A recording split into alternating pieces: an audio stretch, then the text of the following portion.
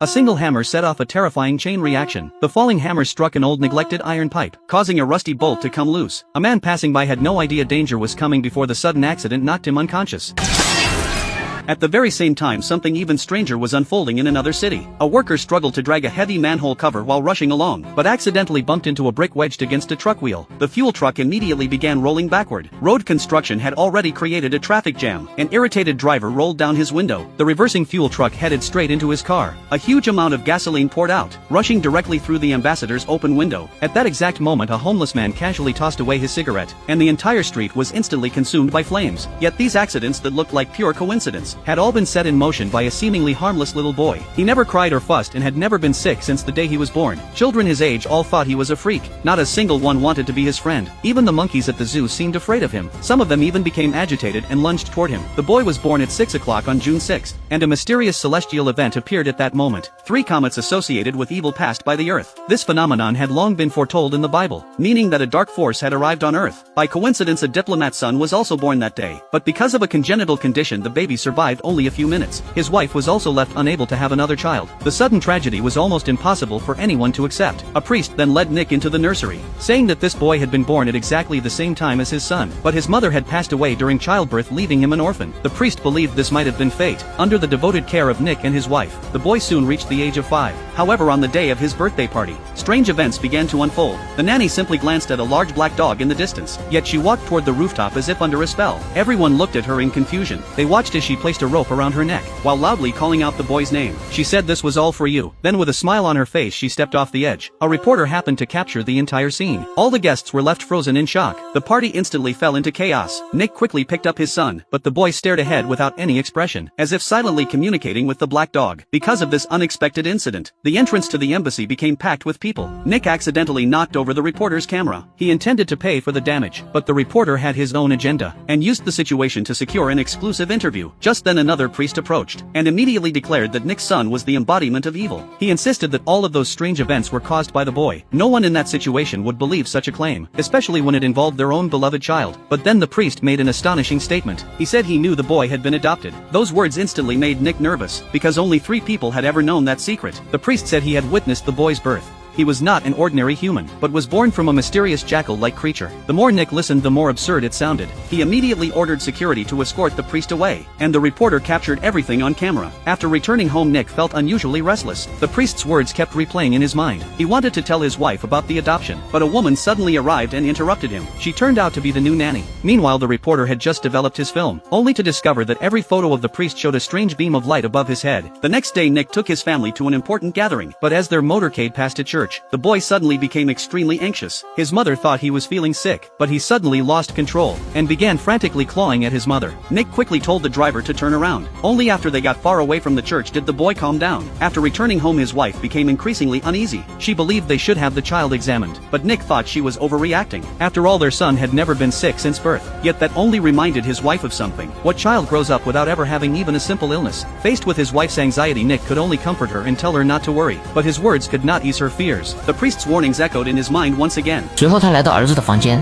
Looking at the sleeping child, he simply could not believe the boy was an evil being. But at that very moment, a large black dog suddenly appeared behind him. It growled at Nick with obvious hostility. Fortunately, the nanny arrived in time and the dog quickly calmed down. The woman explained that she had secretly brought it home because the child liked it, but Nick was still upset. He insisted that the dog had to be rehomed. The next day, the priest came to see him again. He asked Nick to meet him beneath the bridge in the park, and promised that after this he would never appear again. Then he turned and walked away. The reporter who had been waiting nearby happened to witness the scene. To prove there was nothing wrong with his camera, he repeatedly pressed the shutter at the priest, but after developing the photos he once again found that strange beam of light. Meanwhile, Nick arrived to meet the priest. The priest said that although his wife had been told she could not have children, he was certain that she was now pregnant. However, the boy would never allow the unborn child to come into the world. He would first cause the loss of the baby, and then he would turn his attention to the woman he called mother. After inheriting everything that belonged to Nick, he would eventually come after him as well. The priest said if you still refuse to believe, you could go find a priest in Rome, who would reveal the boy's true origin and destiny. But Nick dismissed everything as nonsense, and warned that if he continued spreading such alarming stories he would call the police. Not long after Nick left, the storm outside became even more violent. The priest seemed to sense danger approaching, and hurried toward the church, but the doors suddenly locked on their own. Then a bolt of lightning struck, snapping the lightning rod at the top of the tower.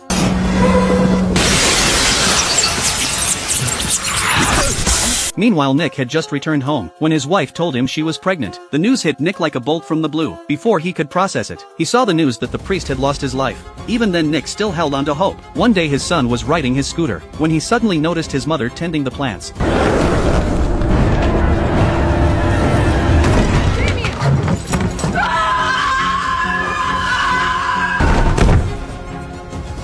His wife was rushed to the emergency room, and sadly the unborn baby could not be saved. Yet Nick still refused to believe the priest's warning. At that moment the reporter came to see him and shared what he had discovered. There had been a strange beam of light around the nanny's neck at the birthday party, and shortly afterwards she lost her life. The priest's photographs showed the same phenomenon, and now he too was gone. The reporter believed the mysterious light was a sign of impending death. The two of them then began a deeper investigation. They went to the priest's home, and found the walls covered with pages from the Bible, as if they had been placed there to ward off evil. While reading the priest's journal, they found the date of the boy's birth recorded inside, along with the meteor that landed in Eastern Europe on the same day. Even the movements of Nick's family had been documented with astonishing accuracy. The reporter then handed Nick a photograph. It seemed that he too had been marked by the evil force. To stop all of this, they decided to find the priest who had persuaded Nick to adopt the boy years ago. The two immediately set out on their journey. After a long search, they finally found the priest on a small island, but when he removed his cloak they were almost terrified by what they saw. It turned out that on the very day Nick took the boy home, the hospital had caught fire. His face had been completely disfigured, and he had even lost the ability to speak. After Nick pleaded with him again and again, the priest endured the pain and wrote down the burial place of the boy's biological mother. Seeing the priest's condition, Nick decided not to trouble him any further. The two traveled 50 kilometers, and finally reached the location the priest had described. It was an abandoned cemetery, where a pair of graves for a mother and child buried side by side caught their attention. The burial date was June 6, exactly 5 years earlier. Together they pried open the first grave. What they found inside left them speechless. From its appearance it was clearly not human remains. He immediately moved to open the second grave. He had a strong feeling that his biological son was buried there. When he pried open the second grave, a child's skeleton lay inside. Its skull showed signs of a massive blow before death.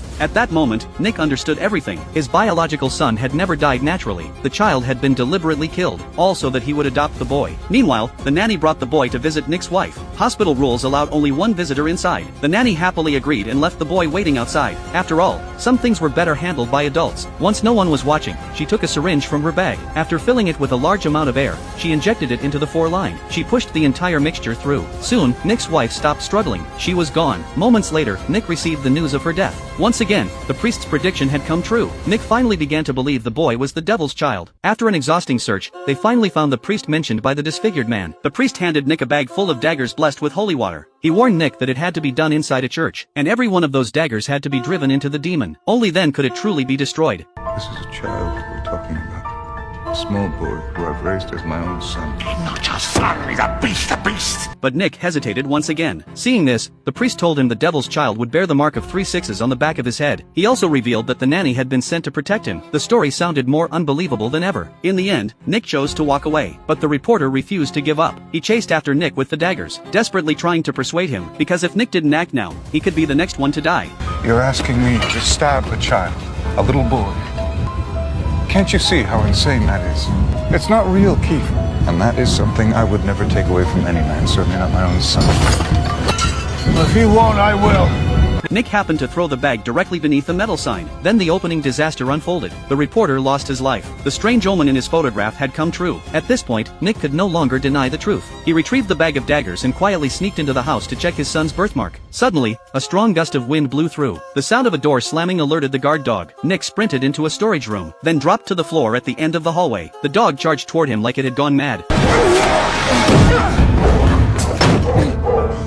Afterward, Nick quietly entered the boy's room with a pair of scissors. He carefully searched while trimming the boy's hair. Sure enough, he found the mark of 3 6s. The boy's identity as the devil's child was finally confirmed. Just then, the nanny suddenly attacked from behind. The boy was awakened by the commotion. Nick managed to break free from the nanny. He grabbed the boy and rushed outside. It turned out the nanny truly had been sent to protect him. Time was running out. Nick quickly shoved the boy into the car, then sped toward the church. A traffic officer at the entrance suspected he was fleeing while driving under the influence. He called for backup and gave chase, but Nick no longer cared about any of that. He raced toward the church as fast as possible. Carrying the boy in his arms, he burst inside. Nick forced the boy down in front of the cross, tears in his eyes as he recited the prayer. But just as he raised the dagger to strike, countless laser sights were already locked onto him. A SWAT officer opened fire and killed Nick on the spot. Afterward, the president attended Nick's funeral. When the priest learned that Nick had failed, he passed away in despair. And standing beside the president, holding his hand, was the boy. So who will become his next victim? And with that, the story comes to an end. I'm Matt.